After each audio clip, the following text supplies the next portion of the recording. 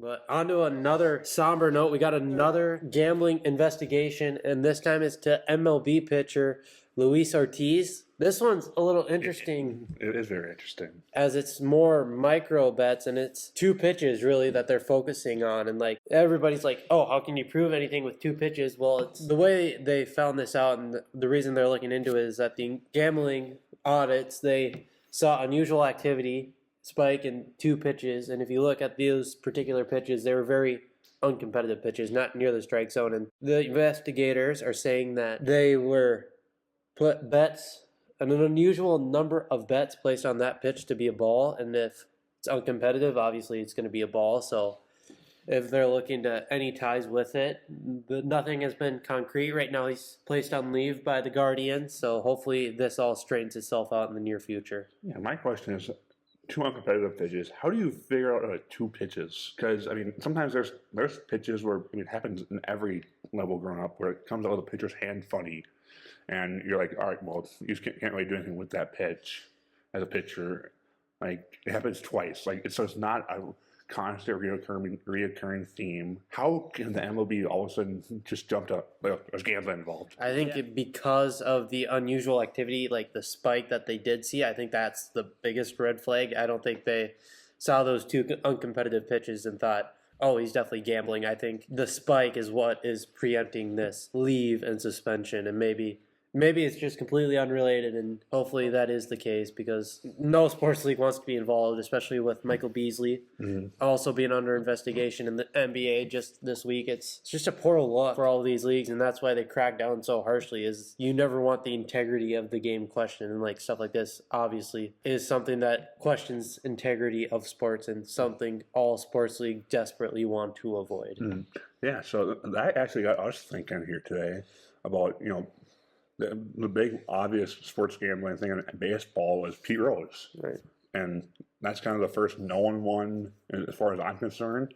But I got us thinking, what was really the first instance? Well, was it 1912? The 1919 Black Sox, they threw, like it's been proven, they threw the 1919 World Series. Like the 8 Men Out, really good movie. Yep. Like that's about them. Say It Ain't So, Joe.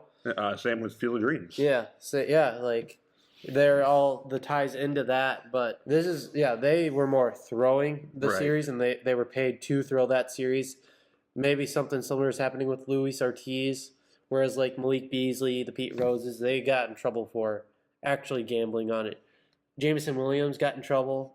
I don't think he was betting on NFL games, so that's why he's still able to stay in the league. I think he got in trouble, like the locations of the bet and like violating the NFL's gambling rules, not necessarily gambling on the NFL. And I think that's like a horse of a different critter entirely. This is like he's betting on baseball games. He's actively trying to help himself, like help other people win bets. That is not in the spirit of the game. Right. Like, I mean, we kind of mentioned it last week. It was the last few years with Iowa and Iowa State with football and baseball and basketball, football and basketball, and even wrestling, kind of betting on their teams, and guys getting in trouble there. So it's just weird that it's starting to pick up a little bit more here, and something to maybe keep an eye on as a casual sports fan. For sure. And like another big MLB news is they fully released their all-star rosters.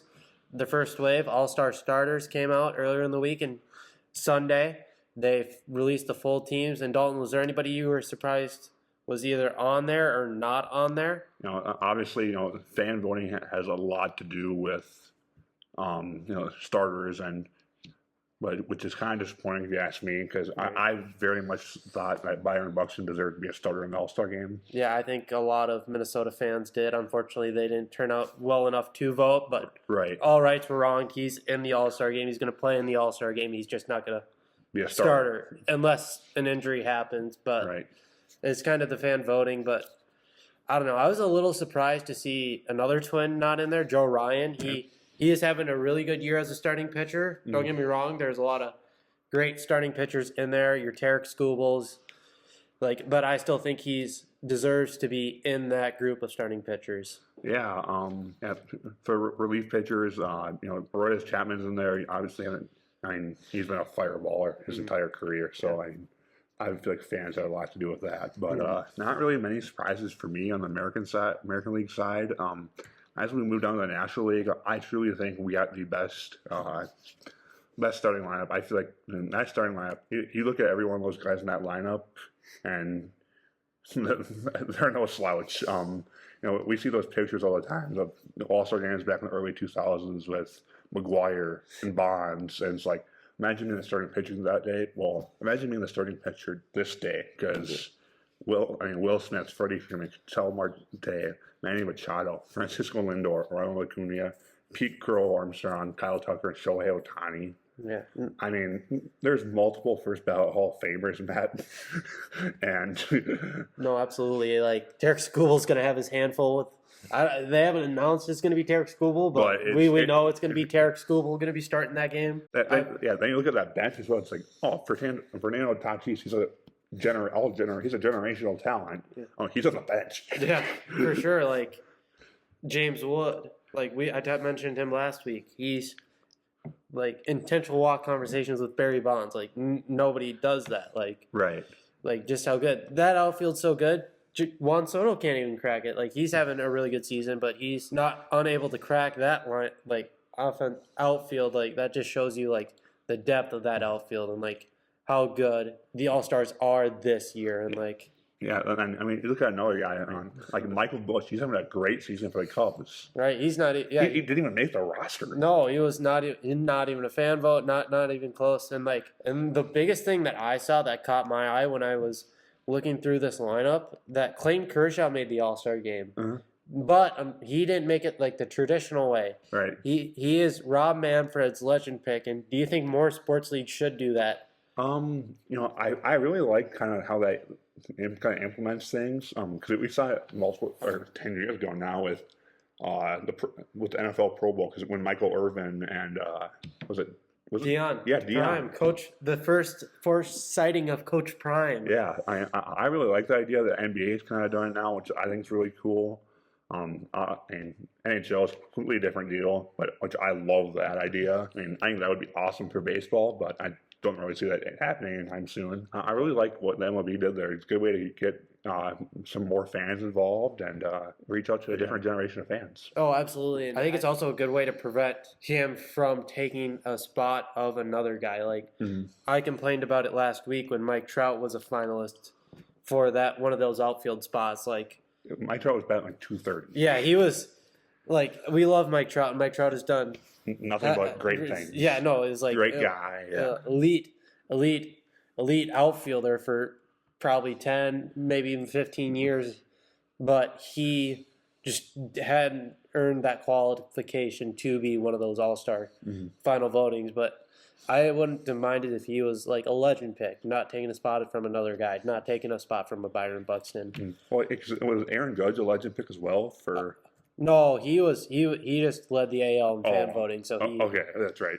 Yep. So that's who was a legend for? I don't think the American League had a legends pick, so I think Clayton Kershaw was the only one. Like, which I'm kind of surprised both leagues don't get one. It would only make sense, but that MLB is maybe starting to get on something. Maybe if they can make it, both leagues. But and maybe I'm not sure if it's going to turn into an annual thing or if it's just like rare instances for Clayton Kershaw's. Right.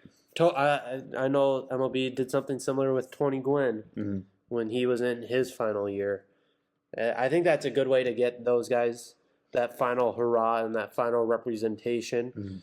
Like Derek Jeter got to start his final All-Star game, which took place in Minnesota. Very cool, yeah. Like very cool, especially coming off. He just accomplished his 300th strikeout, so 3,000. 3,000, yeah. No, 300's a bad season for him.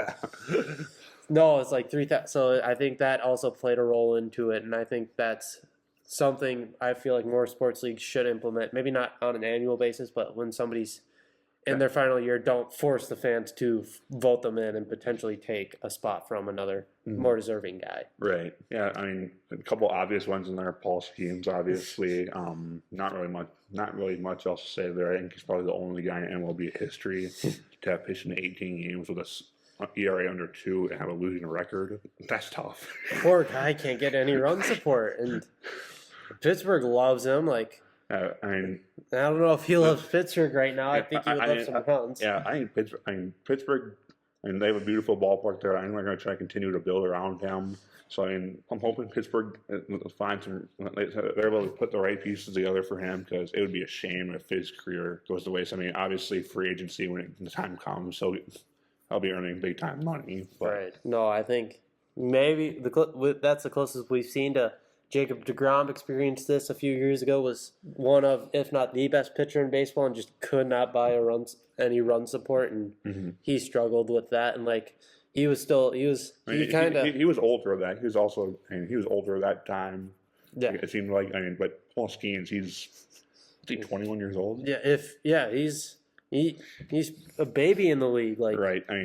He hasn't even played this is going to be his first full season, and he's absolutely dominating. He's 22 years old. Yeah, or 23. Sorry. Yeah, a fresh 23 too. Like, yeah, that's just crazy how well he's done, how well he's acclimated to MLB, and like dominated the MLB because he's probably going to be the National League starter. Right.